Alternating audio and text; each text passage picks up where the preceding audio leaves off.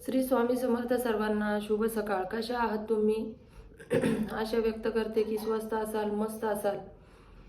तर स्वागत आहे तुमचं आजच्या व्हिडिओमध्ये. आजचा दिवस आहे 30 डेज चॅलेंजचा 5वा दिवस आणि मी आपल्यासाठी घेऊन आले आहे खूप सुंदर अशी गोष्ट एका खेडेगावाची.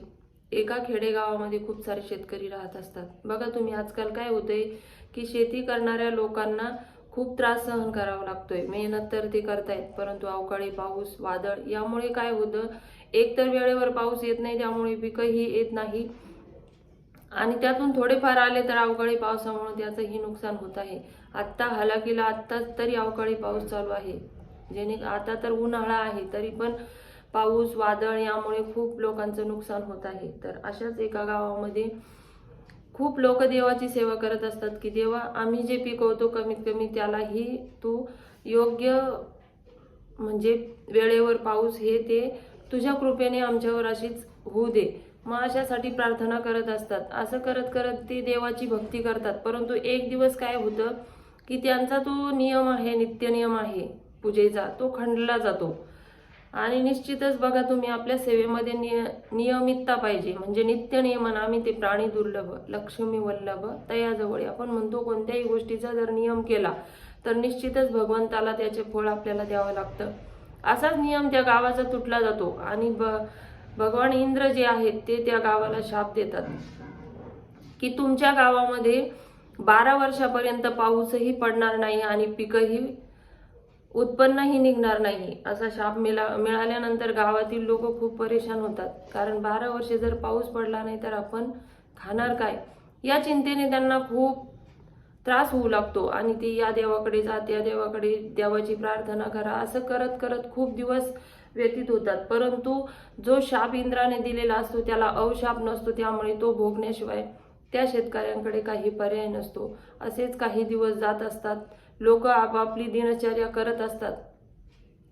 तर त्या गावामध्ये काय असतं की एक शेतकरी असतो जो या लोकांपेक्षा काहीतरी वेगळा असतो. म्हणजे तो काय करतो, रोज हे गावातील लोक काय करतात की आता पाऊस पडणारच नाही म्हणून शांत बसतात, घराच्या बाहेर निघत नाही. कारण पाऊसच पडायचा नाही म्हणजे शेतीची कामही करण्याचा प्रश्नच येत नाही. परंतु त्या गावामध्ये असा एक शेतकरी असतो की तो रोज उठायचा आणि आपला दिनक्रम करायचा. म्हणजे वखरही मारायचा, सर्व जी मेहनत आपण शेतीची करतो तो रोज नित्य नियमाने करत असायचा. गावातील सर्व लोक त्याला हसत होते की तू, पाऊस तर पडणार नाही हे तर तुला माहीत आहे, तरीही तू मेहनत करत जातोस. सर्व लोक त्याच्यावर हसू लागले. असंच तो मेहनत करत होता शेतामध्ये. गावातील लोक गावात होते, कोणीही घराच्या बाहेर निघत नव्हते. असंच पार्वती माता एक दिवस त्या गावाचं भ्रमण करत असताना त्यांना तो शेतकरी दिसतो मेहनत करताना. त्याला एक जण विचारतही असतो की तू असं का करतो, तर तो शेतकरी सांगतो की मी माझं काम करत राहणार आहे. देवाला त्याचं फळ द्यायचं की नाही द्यायचं हे त्यांचं ते बघून घेतील आणि मी माझं काम करत राहणार आहे. असं पार्वती मातेनं जेव्हा ऐकलं तेव्हा पार्वती माता भगवान शंकराला म्हणतात की हा शेतकरी रोज मेहनत करतो आणि पाऊस पडणार नाही हे माहीत असून सुद्धा तो रोज शेतात जातो.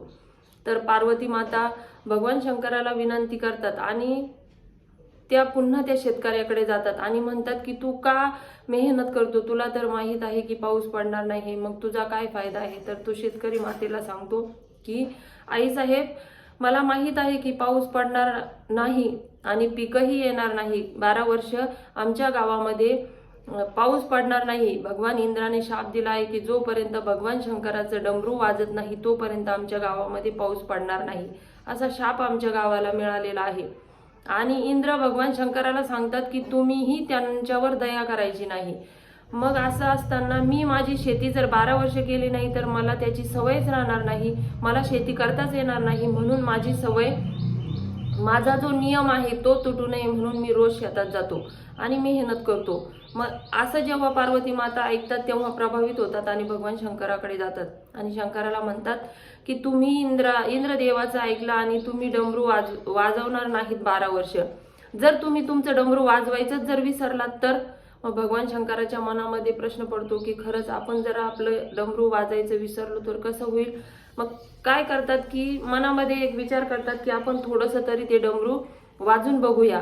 आणि भगवान शंकर ते डमरू वाजून बघण्याचा प्रयत्न करतात आणि त्या डमरूचा जसाही आवाज होतो तसा त्या गावामध्ये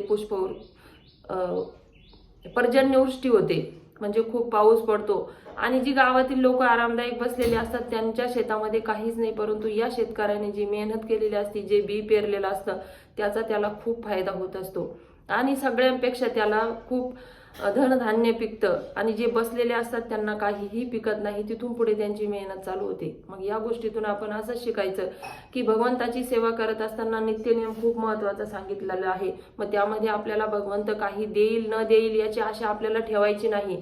काही मिळण्याच्या आशेने करण्यापेक्षा न मागता जे मिळतं ना त्याचं खूप मोठा आनंद असतो आणि खूप मोठं समाधान असतं. म्हणूनच सर्वांना सांगते की भगवंताकडून कोणतीच अपेक्षा करू नका.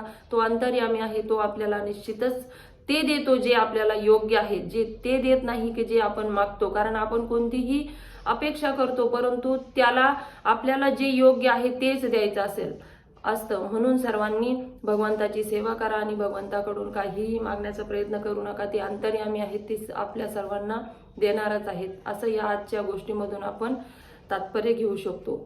श्री स्वामी समर्थ.